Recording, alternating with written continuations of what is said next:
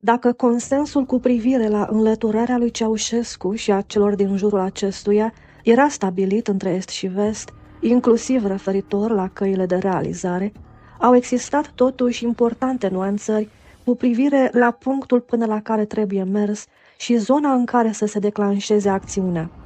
S-a scris câte ceva despre un început de tulburări la Iași în 14 decembrie 1989.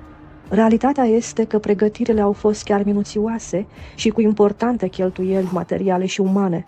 Premergător datei amintite, a fost trimis în zonă un număr apreciabil de așa ziși turiști sovietici.